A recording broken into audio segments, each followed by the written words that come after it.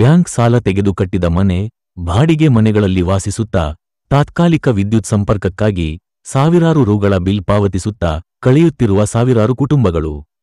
ಹೆಚ್ಚು ಹಣ ತೆಗೆದುಕೊಂಡು ಶಾಶ್ವತ ವಿದ್ಯುತ್ ಸಂಪರ್ಕವಿಲ್ಲವೆಂಬ ಕಾರಣದ ಮೇಲೆ ಕತ್ತಲಲ್ಲಿ ಬಿಟ್ಟಿರುವುದು ಇದು ಸೇವಾ ಸಂಸ್ಥೆಯ ಧರ್ಮವೇ? ವಾಸಯೋಗ್ಯ ಪ್ರಮಾಣಪತ್ರವಿಲ್ಲ ಎಂಬ ನೆಪದಲ್ಲಿ ಬೆಸ್ಕಾಂ ಶಾಶ್ವತ ಸಂಪರ್ಕ ನೀಡಲು ನಿರಾಕರಿಸುತ್ತಿದೆ.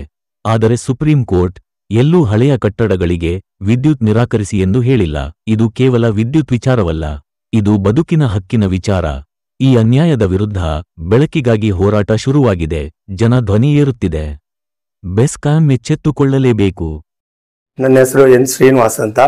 ನಾನು ವಿದ್ಯುತ್ ಗ್ರಾಹಕರ ಪರವಾಗಿ ನಾನು ಈ ಸಂದರ್ಭದಲ್ಲಿ ಇಲ್ಲಿ ಬಂದು ಕುಂತಿರ್ತಕ್ಕಂಥ ನನ್ನ ಪ್ರೀತಿಯ ಕರ್ನಾಟಕ ಜನತೆಗೆ ನನ್ನ ನಮಸ್ಕಾರಗಳು.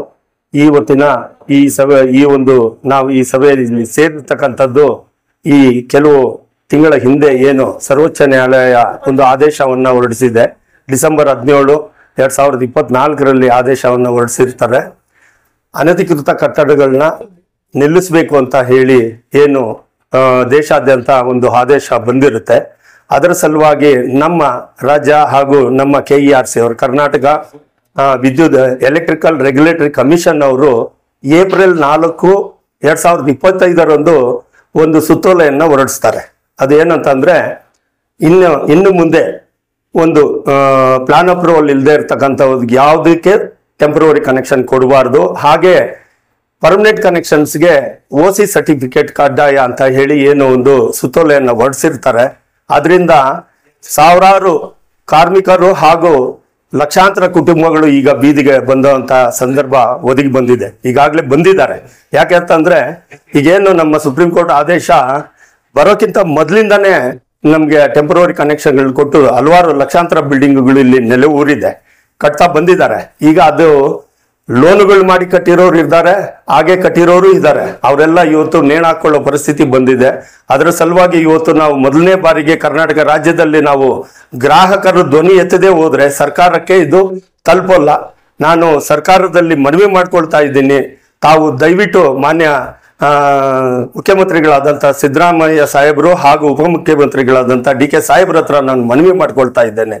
ದಯವಿಟ್ಟು ಇಂದು ಕ್ಯಾಬಿನೆಟ್ ಮೀಟಿಂಗ್ ಇದೆ ಅಂತ ನಾನು ಪೇಪರ್ಗಳಲ್ಲಿ ಕೇಳ್ಪಟ್ಟಿದ್ದೀನಿ. ದಯವಿಟ್ಟು ಈ ಮೀಟಿಂಗ್ ಅಲ್ಲಿ ನೀವು ಇದಕ್ಕೆ ಬಗೆಹರಿಸ್ಬೇಕು. ಯಾಕೆ ಅಂತಂದ್ರೆ ಸಾವಿರಾರು ಕಾಂಟ್ರಾಕ್ಟರ್ಗಳಿರ್ಬೋದು, ಗ್ರಾಹಕರಿರ್ಬೋದು, ಮತ್ತೆ ಇದರಲ್ಲಿ ಕಟ್ಟಡಗಳ ನಿರ್ಮಾಣ ಕಾರ್ಯದಲ್ಲಿ ಯಾರ್ಯಾರು ಭಾಗಿಯಾಗಿದ್ದಾರೆ, ಕೂಲಿ ಕಾರ್ಮಿಕರು ಮತ್ತು ಇದಕ್ಕೆ ಸಂಬಂಧಪಟ್ಟ ಸಾಮಗ್ರಿಗಳು 190ರಿಂದ 200 ಐಟಮ್ಗಳು ಈಗ ಬಿಸ್ನೆಸ್ ಹಾಳಾಗ್ತಾ ಇದೆ. GDPಗೂ ಸಹ ತೊಂದರೆ ಆಗ್ತಾ ಇದೆ. ಸರ್ಕಾರ ಇದನ್ನ ಮನಗಂಡು ಆದಷ್ಟು ಬೇಗ ಇದಕ್ಕೆ ಪರಿಹಾರ ಮಾಡಿಕೊಡ್ಬೇಕು. ಏನು ಸರ್ವೋಚ್ಚ ನ್ಯಾಯಾಲಯ ಆದೇಶ ಬಂದಿದೆ, ಅದಕ್ಕೆ ಹಿಂದಿನ ದಿನಗಳಿಂದ ಏನು ಟೆಂಪ್ರವರಿ ಕನೆಕ್ಷನ್ ಕೊಟ್ಟಿದ್ದಾರೆ, ಮತ್ತೆ ಬಿಲ್ಡಿಂಗ್ಗಳು ನೆಲೆ ಊರಿದೆ, ಅದಕ್ಕೆ ಶಾಶ್ವತ ಸಂಪರ್ಕ ಹಾಗೂ ಮುಂದೆ ನೀವು ಈಗ ನಾವು ಸರ್ವೋಚ್ಚ ನ್ಯಾಯಾಲಯ ಆದೇಶನ ನಾವು ಪ್ರತಿಪಾದಿಸ್ತಾ ಇಲ್ಲ, ಅದಕ್ಕೆ ಗೌರವಿಸ್ತೀವಿ.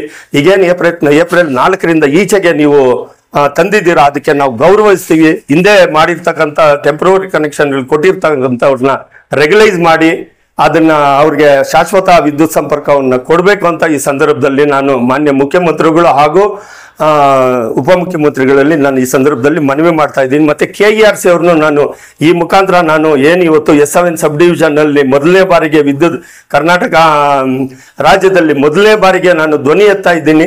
S7 ಸಬ್ ಡಿವಿಷನ್ ಮುಖಾಂತರ ಸಹಾಯಕ ಪಾಲಕ ಅಭಿಯಂತರರಿಗೆ ನಾವು ವಿಷಯ ತಿಳಿಸಿದ್ದೀವಿ. ಈಗಾಗಲೇ ಅವರು MD ಅವ್ರಿಗೆ ತಿಳಿಸಿ ಅದನ್ನ ಸರ್ಕಾರಕ್ಕೆ ಮುಟ್ಟಿಸ್ಬೇಕು, ಮಧ್ಯಾಹ್ನದೊಳಗೆ ಮುಟ್ಟಿಸ್ಬೇಕು ಅಂತ ನಾನು ಎಲ್ಲರ ಹತ್ರ ಮನವಿ ಮಾಡ್ಕೊಂತ ಇದ್ದೆ. ನಮ್ಮ ಮುಂದಿನ ನಡೆ ಖಂಡಿತ ಆದಷ್ಟು ಬೇಗ ಇದನ್ನ ಸರ್ಕಾರ ಮತ್ತೆ KERC ಬಗೆಹರಿಸದೆ ಹೋದಲ್ಲಿ ಖಂಡಿತ ನಾವು ಗ್ರಾಹಕರು ಮತ್ತೆ ಸಾರ್ವಜನಿಕರು, ವಿದ್ಯುತ್ ಗುತ್ತಿಗೆದಾರರು ಮತ್ತೆ ಈ ಸಂಬಂಧಪಟ್ಟಂತ ಕೂಲಿ ಕಾರ್ಮಿಕರು ಎಲ್ಲರೂ ಸೇರಿ ಉಗ್ರ ಹೋರಾಟವನ್ನ ಮುಂದಿನ ದಿನಗಳಲ್ಲಿ ರಾಜ್ಯ ಮಟ್ಟದಲ್ಲಿ ಮಾಡಬೇಕಾಗುತ್ತೆ. ದಯವಿಟ್ಟು ನಾವು ಮನವಿ ಮಾಡ್ಕೊಂತ ಇದ್ದೀನಿ. ಮುಖ್ಯಮಂತ್ರಿಗಳು, ಉಪಮುಖ್ಯಮಂತ್ರಿಗಳು ಆದಷ್ಟು ಬೇಗ ಇದನ್ನ ಬಗೆಹರಿಸ್ತಾರಂತ ಒಂದು ಆಶ್ವಾಸನೆ ಇಟ್ಕೊಂಡಿದ್ದೀವಿ. ನನ್ನ ಹೆಸರು ಜಾನ್ ಬೆನಡಿಕ್ ಅಂತ, ಕರ್ನಾಟಕ ವಿದ್ಯುತ್ ಸೇನೆಯಿಂದ. ಈಗ ಏನು ಸುಪ್ರೀಂ ಕೋರ್ಟ್ ಆದೇಶ ಅಂತ ಇಡೀ ನಮ್ಮ ರಾಜ್ಯದಲ್ಲಿ ಏನೊಂದು ಗೊಂದಲ ಸೃಷ್ಟಿ ಮಾಡಿಕೊಂಡು ಈಗ ಒಬ್ಬ ಕಾರ್ಪೊರೇಟ್ ಆಫೀಸಿಂದ ಏನು ಸುತ್ತೋಲೆನೂ ಓಡಿಸಿಲ್ಲ, ಏನಿಲ್ಲ. ಸುಪ್ರೀಂ ಕೋರ್ಟ್ ಆದೇಶ ಏನು ಕೊಟ್ಟಿದ್ದಾರೆ ಅಂದರೆ, ನೀವು ಯಾವುದೇ ಅನ್ಆಥರೈಸ್ಡ್ ಕನ್ಸ್ಟ್ರಕ್ಷನ್ ಇದ್ರೆ ಅದನ್ನ ಸರ್ವಿಸ್ ಪ್ರೊವೈಡರ್ ಜೊತೆ ಸೇರಿ ಅದರಿಗೆ ಸ್ಪಂದಿಸಿ ಅದನ್ನ ಆಕ್ಷನ್ ತಗೊಳ್ಳಿ ಅಂತ ಹೇಳಿರೋದು ಹೊರತು ಯಾವುದೇ ಬಿಲ್ಡಿಂಗ್ ಕರೆಂಟ್ ಕೊಡಬೇಡಿ ಅಂತ ಎಲ್ಲೂ ಹೇಳಿಲ್ಲ. 17/12ಗೆ ಸುಪ್ರೀಂ ಕೋರ್ಟ್ ಆದೇಶ ಏನು ಕೊಟ್ಟಿದೆ ಅದು ಬಂದ್ಬಿಟ್ಟು ಕ್ಲಿಯರ್ ಆಗಿ ಕೊಟ್ಟಿದೆ. ಎಲ್ಲ ಯೂನಿಯನ್ ಟೆರಿಟರೀಸ್ ಗೌರ್ಮೆಂಟ್ ಅಲ್ಲಿ ಆ ಸಂಬಂಧಪಟ್ಟಿದ್ದ ಚೀಫ್ ಸೆಕ್ರೆಟರಿ ಅವರು ಒಂದು ಸುತ್ತೋಲೆ ಒಂದು ಹೊಡಿಸ್ಬೇಕು ಎಲ್ಲ ಕಾಂಪಿಟೆಂಟ್ ಅಥಾರಿಟಿಗೆ, ಅವ್ರು ಫಾಲೋ ಮಾಡ್ಬೇಕಂತ ಕೊಟ್ಟಿದ್ದಾರೆ. ಆದ್ರೆ ಇಲ್ಲಿ ಏನಾಗಿದೆ, ಮಾರ್ಚ್ 3ನೇ ತಾರೀಕು KRC ಇಂದ ಲೆಟರ್ ಕೊಟ್ಟಿದ್ದಾರೆ 2025 4/4/2025ಗೆ ಬೆಸ್ಕಾಂ ಇಂದ ಒಂದು ಲೆಟರ್ ಕೊಟ್ಟಿದ್ದಾರೆ. ಆದ್ರೆ ಚೀಫ್ ಸೆಕ್ರೆಟರಿ ಅವರು ಕೊಟ್ಟಿರೋದು 13/5/2025. ಈಗ ಯಾವ್ದನ್ನು ಫಾಲೋ ಮಾಡಬೇಕು ಬೆಸ್ಕಾಂ ಅಧಿಕಾರಿಗಳು? ಈಗ ಕಾರ್ಪೊರೇಟ್ ಆಫೀಸ್ ಇಂದ ಮೌಖಿಕವಾಗಿ ಯಾವ್ದೋ ಒಂದು ಮಾತು ಹೇಳಿದ್ರೆ ನಾಳೆಯಿಂದ ಟೆಂಪ್ರರಿ ಕೊಡಿ ಅಂತಾರೆ, ತಿರ್ಗಾ ಇಲ್ಲಿ ಅಧಿಕಾರಿಗಳು ನಮ್ಗೆ ಮೇಲ್ ಬರ್ಲಿ ಅಂತಾರೆ. ಏನಿದು ಹೈಡ್ ಅಂಡ್ ಸೀಕ್ ಗೇಮ್ ಮಾಡ್ತಾ ಇದ್ದೀರಾ ನೀವು ಸರ್ಕಾರ ಮಟ್ಟದಲ್ಲಿ ನೀವು ಮುಟ್ಕೊಂಡಿಲ್ಲ ಅಂದ್ರೆ ಬೆಸ್ಕಾಂ ಅಧಿಕಾರಿಗಳು ಶಿವಶಂಕರ್ ಅವರೇ, ಡಾಕ್ಟರ್ ಶಿವಶಂಕರ್ ಬೆಸ್ಕಾಂ MD ಅವ್ರಿಗೆ ನಾವು ಕೇಳ್ತಾ ಇದೀವಿ, ನೀವೇನಕ್ಕೆ ಇಲ್ಲಿ ಕೂತಿರ್ಬೇಕು ಸೀಟಲ್ಲಿ? If you are not a decision maker, ನೀವು ಯಾಕೆ ಅಲ್ಲಿ ಕೂತ್ಕೋಬೇಕಾಗಿತ್ತು? ನೀವು ಬೆಸ್ಕಾಂ MD ಅಂದ್ರೆ you have the power to take an decision.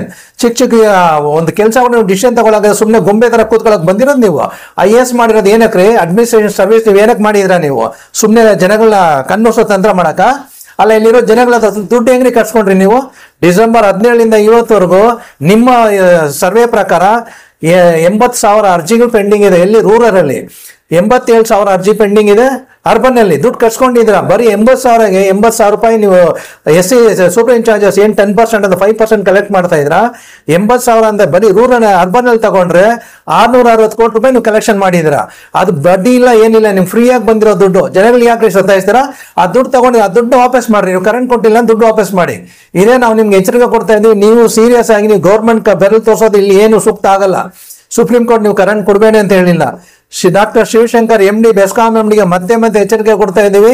ನೀವು ಕೂಡಲೇ ನೀವು ಟೆಂಪ್ರರಿ ತಾತ್ಕಾಲಿಕ ಸಂಪರ್ಕ ಏನಿದೆ ಅದನ್ನ ಕೊಡಿ. 4ನೇ ತಾರೀಕು ನೀವೇನು ಆದೇಶ ಕೊಟ್ಟಿದ್ರೆ ಅದು ಇನ್ನೊಂದು ಸರ್ವಿಸ್ ಕೊಡೋಕೆ ನೀವನ್ನ ರೆಡಿ ಮಾಡಿ.